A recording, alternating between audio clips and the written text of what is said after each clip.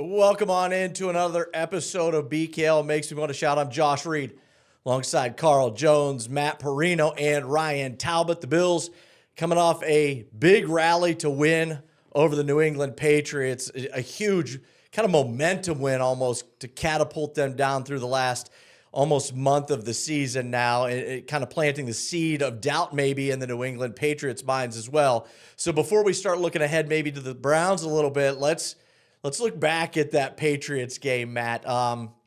Very interesting comments from Mike Vrabel the following day after the loss for the Patriots. The New England head coach went on a radio show and questioned the officiating. Pretty interesting. What were your thoughts when you heard that he had issue with the non-calls on the holdings? Soft. That's what I was thinking. Soft. The Kobe Bryant meme. I'm sorry. I've heard so much over the last couple of years about Mike Vrabel. I heard from Bills fans, that have been impatient or frustrated with Sean McDermott about going out and getting Mike Vrabel, firing Sean McDermott, going out and getting Vrabel. And listen, this is a good coach. Don't get it twisted. What he's done in New England this first year, building a culture, bringing in, kind of changing the vibes around that building. They went on a 10-game win streak. There's a lot to like about what they've built there. But I can't come away from this game thinking about anything other than the fact that, A, you are the head coach of a division-leading Patriots team that gave up a 21-0 lead to the Buffalo Bills. And the moment that game was over, the thing that you were kind of clinging to was the fact that more holding calls weren't called against the Buffalo Bills. I've never heard of an NFL head coach going into a game planning for how many specific penalties another team gets. And when you don't get them, that somehow alters what's supposed to happen. You go up 21-0 in the NFL, you win that game every single time. And when you don't, there has got to be a long look in the mirror as to why you didn't. I asked Sean McDermott yesterday about it. He wanted no part of it, almost like being above the entire thing. We're on to Cleveland, taking a page, I thought, kind of ironically out of the book of Bill Belichick. And that's exactly what I want to bring up, because let's not gloss over that. This is right out of the playbook of Bill Belichick.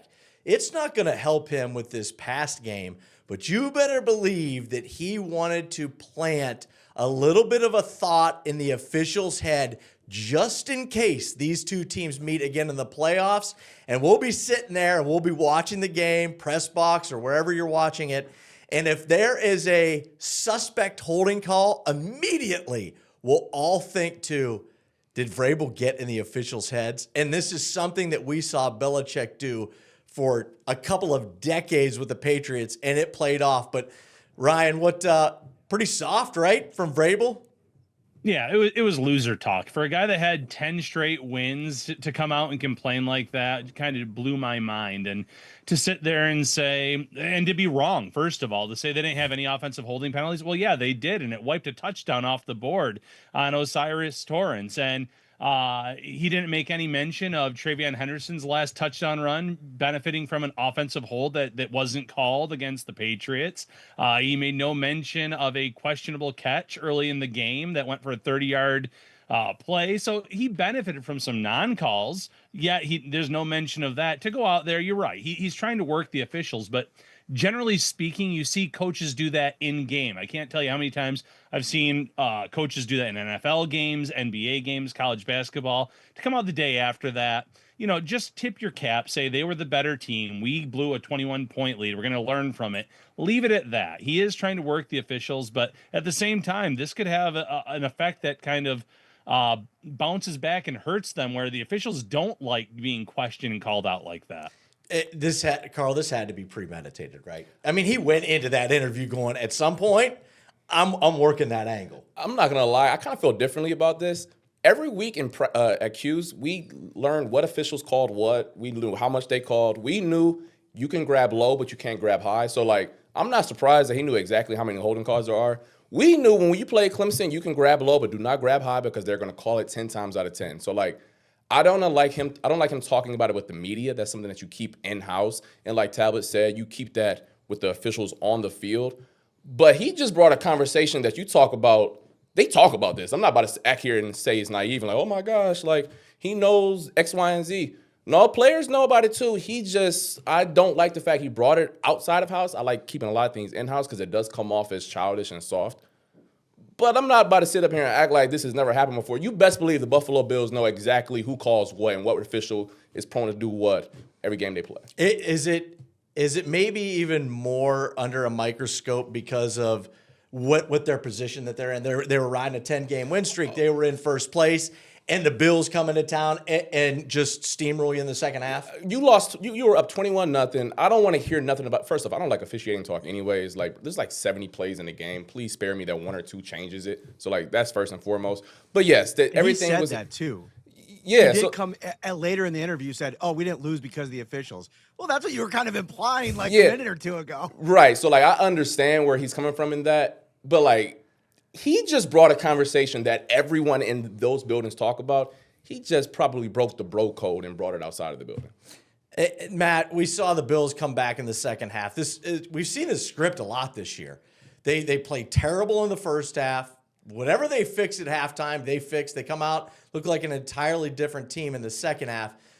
Can they continue to repeat that formula in the playoffs against the elite of the elite teams, or is this something that they're going to have to figure out because at some point you're going to have to pay the bill? They're going to have to figure it out, and I think that they need Ed Oliver back. Like that to me is like what is going to be maybe the difference in them being able to make a run to the Super Bowl and not. And I you probably hear that first of all and say, well, you know, Ed Oliver was kind of invisible, a couple playoff runs. He had one season and 9 sacks, so on and so forth. He changes so much for what I think they can be. They're asking TJ Sanders to play completely out of position right now.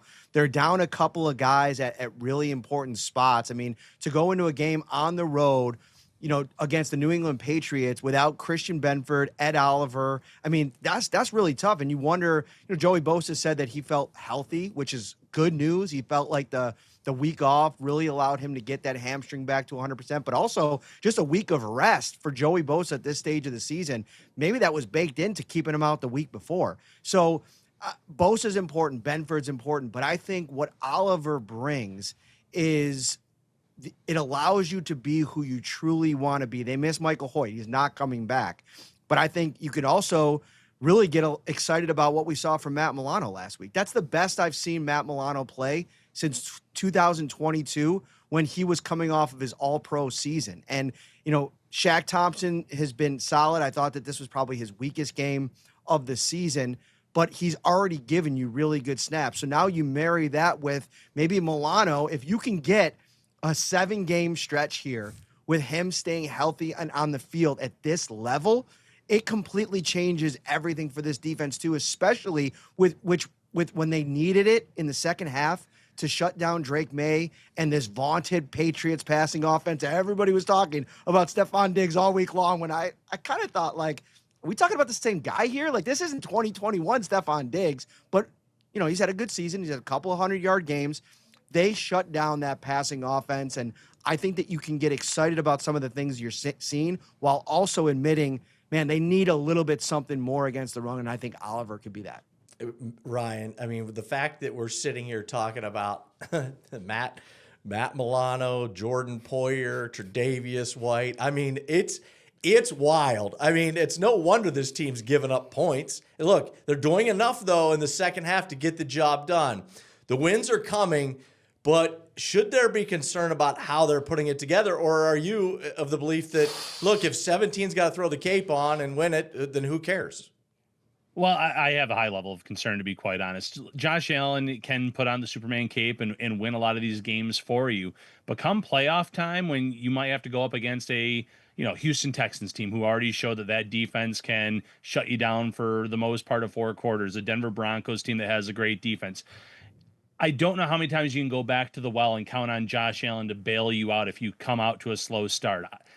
Doing it again, they've done it against the Patriots, though, a playoff team. They've done it against the Ravens, a potential playoff team. So they're showing that they can do it against good teams, but there's also been times where they've buried themselves in a hole against Atlanta and Miami and teams that are not playoff caliber, and they have not been able to come back in those matchups. So it's with Josh Allen, you can certainly make it work. You can certainly get hot at the right time and make these comebacks. But if I'm a Bills fan, I don't know how many times you can count on them to go to that well and be able to come out and have the defense get all those stops in the second half, have the offense get out from a 21-point hole and be able to count on them to win those games in those win or go home matchups. Our buddy Jay Skursky from the Buffalo News, I thought it was really interesting. He put something on social media about the point differential in the second half, and it is just jarring because the Bills are so good. Their point differential in the second half blows the number 2 team away. So I want to, Carl, real quick. Denver Broncos defense, good, legit, one of the best. Correct. Texans, The best in football. okay, there you go. The Bills defense, they have allowed one more point than the Broncos defense in the second half. The Texans, they've allowed 7 more points than their defense in the second half. Defensively, let me flip it to the other side of the ball. Can they flip that switch in the second half and be okay and ride it out in the playoffs? Not if you get in a 30-point hole in the first half. But they've done it, though. On the road. You can do it. I just wouldn't like betting on that. That's hitting on 16 That's hitting on 16 and hoping you get blackjack 5 straight or 4 straight times. Like, I'm with Ryan here. It can be done. We've seen the offense do it before. I mean, come on. What James Cook and Josh Allen and that offensive line did in the second half is phenomenal. What the defense did with those adjustments, I want to give credit to those adjustments, too. They just didn't play better. They also threw some curveballs at Drake May in that second half, which is huge. It speaks kudos to the coaching staff. But just because, I use this analogy, and we heard it all the time in college, just because you saved the cat out of the house fire doesn't give you credit for setting the house on fire in the first place. Like, you still set the house on fire. I'm not going to give you credit because you saved the day. So, like, listen, they bounced back, and that is huge for everyone involved. But you got to start better. We can't be 24 points in the hole. Matt, you seem like you're sitting on something. You got something else to wrap up this one? I mean, it comes back to me, like, I don't really care about the defense as much, and I know this, like, might be off the wall thinking for some people. Carl, Mr. Defense. But you got 17. Like, who has that player in the AFC playoffs if the AFC playoffs started today? Nobody. There's no Joe Burrow. There's no Lamar Jackson. There's no Patrick Mahomes. Like, in the biggest moments, like, these games are going to be different. And I will say, like, there's something to take out of that Denver Broncos game yesterday. Like, that's the first legit performance I've seen from one of these upstart teams that's really made you sit back and say, wow, okay, there might be a real legit contender here. But for the rest of the field, like, I like the Texans as much as Carl does. I mean, I think that if you can get C.J. Stroud to play just average football, that defense is so good, it's going to take you places. The problem is, they're going to have to go places because they're going to be on the road for the entirety of the playoffs, and that puts them in a tough spot as well. To me, you're talking about, like, rolling the dice and going all to the center of the table. I'm doing that with 17 every single game in this upcoming playoffs, and that's where it starts and ends with me. And I think that, like, maybe it's a good thing that they get a lot of these absolutely deplorable performances out of their system, and they got their defensive coordinator talking about how disgusting that first half tape was watching it back. Maybe that's a good thing, and you're just going to – listen, they can't have any more injuries. I talk about getting Ed Oliver back. Like, if they lose another big-time contributor on this defense, then I think it just might be curtains. But I still think as long as you got 17 upright, you're in a good spot. Ryan, sure looks like Josh Allen smack dab in the middle of the MVP race again, right? Looks like he's making a late season push because of what he was able to do, not only against the Bengals and Joe Burrow and that team whose backs were up against the wall, but he kept the Patriots from clinching, made sure they keep their hats and T-shirts in the box, and it was him. It was Josh. He was just out there doing Josh Allen things. Everybody kind of had Matt Stafford, Drake May, and then probably Josh, quite a bit behind them. But when you look at this MVP race, what are your thoughts? Yeah, he's definitely still in the mix, and I think he kind of made the argument to be number 2. I think this is Matthew Stafford's MVP to lose, though. Minus some kind of collapse by the Rams late in the season, I don't see Stafford losing this one. I think that the way that the Rams are positioned, 11-3, the way that he has helped this offense in multiple games, a great game against Detroit just this past week, I think that he is going to be the front runner. It's so tough for MVPs to win in back-to-back years. It's almost unfair to the reigning MVP. So I think that also puts Allen a little bit behind the eight ball. But if the Bills run the table and the Rams slip up once or twice, then yeah, there's going to be a legitimate conversation to be had. Matt, should we be talking a little bit more about Josh Allen and the MVP race? I think it's being talked about enough. I mean, even when he was a couple months ago, when he went through that string of bad performances, he was still kind of like on the outskirts of that top 3 or 4. I think the one guy that's really probably fallen off, depending on what he does next week against Baltimore, is Drake May. Like, I don't know if he's going to have a path to the MVP. And I agree with Ryan. I think that the Stafford element here that people have to consider, he's been electric and great. And if he wins it, the merit of his performance this season, to me, is enough. But sometimes I think, like, voters can be swayed about the story that goes along with some of these guys. And doesn't this feel like this could potentially be like a career achievement award for Matthew Stafford in a way? If it's close, if there's not one guy necessarily, head and shoulders above the rest, I think giving it to a guy like Matthew Stafford might be something that voters kind of think about, even if it's subconsciously. Yeah, I think that Matthew Stafford is the favorite. Now, things can change over the last 3 weeks, but listen, he's probably going to play the Seattle Seahawks this Thursday without Devontae Adams, probably a top 3 defense in football, and they still have a chance to be the 1 seed in the NFC, which you have the best offense in football and the toughest division in football, and you get the 1 seed. I think that's probably a good enough case on its own to get the MVP. Josh has been great. He's the best player in football, but I do think at times we lose sight of the best player versus MVP or best season, excuse me. Those are 2 totally different arguments. And as someone who's watched LeBron James my entire life, LeBron James has been the best player on planet Earth for 15 years, but he only got 3 MVPs. And the same thing goes when Tom Brady was playing. I think he only has like 3 or 4. So I think those are the arguments that go back and forth. What Josh has done is phenomenal this season. He'd probably be second if I had a ballot. But for me, it's Stafford's to lose. So you're saying Stafford's having the best season in the NFL? That's Yeah, I would say when you think about what the Rams have done and where they are. Oh, wow. Okay. Myles Garrett. Myles Garrett's having the best season in the NFL. Yeah. He is going to crush the single-season sack record. Here's the problem. The Browns stink. And Bills fans are going to get a front-row seat to watch those Cleveland Browns this weekend. And they are an absolute mess. But Myles Garrett is sensational. He needs 1 sack to break the single-season sack record. We'll see if he gets it against Josh Allen or not. Hey, one last one. We'll be quick with this. Let's take a look at the AFC standings. Go around the horn, starting with you, Matt. What jumps out at you there? I think the Steelers getting a win last night. I get wanting Miami, and it's something that I talked about for a couple weeks, like staying competitive so that Week 18 game, gives them something to play for. But I think that people are going to be playing for their jobs anyway. So I think that the Steelers winning last night, to me, was the best result because it keeps the Ravens at bay. And I think that if you're the Bills, where do you feel more comfortable about if it ends up being 5 versus 4 going to Pittsburgh or going to Baltimore? I just think that I know that it's hard to be the same team twice in one season, but I think you'd feel a lot more comfortable with that outcome. To me, there's more talent in Baltimore, even though it hasn't necessarily gone well. And Lamar hasn't looked healthy for the last month or so, but I still think you'd rather play the Steelers in that setup. Ryan, what do you got? Yeah, I think Bills fans might have to be Patriots fans, as odd as that sounds this weekend, to really make sure that the Ravens kind of get buried and it doesn't come down to a final week matchup between the Steelers and the Ravens potentially for who wins this division. Hope for the Patriots to bounce back and somehow slip against one of those AFC East teams, because that's the game that one of those games matters a lot more than this Ravens matchup.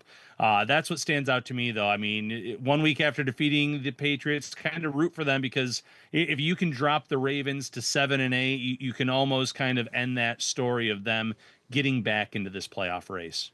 I know we've talked about the Texans in the AFC South and how they are probably a formidable foe if they get into the dance. The Jaguars' offense of late, though, I think has played really well. And I'm not trying to say, like, oh, my gosh, they're the most amazing team. But I'm going to rattle off their points over the last 6 weeks. 48, 36, 25, 27, 35, 29, 30. That's since Jacoby Myers has got traded there and Brian Thomas Jr. back into the lineup. I think that's a team, as we inch closer and closer to the postseason, that offense is becoming very dangerous. This is what stands out to me right now when you look at the 7 teams that would be in. Bo Nix, Drake May, the Sunshine Kid, the skeleton of Aaron Rodgers, Justin Herbert with one hand, the reigning MVP, and an Ohio State quarterback. I will take the Bills all day with that group heading into the playoffs. And Shots fired in the studio. And I'm going to stop before Carl gets a chance to get back at me for that Ohio State comment. Hey, thanks a lot for watching and listening to BKL Makes Me Want to Shout.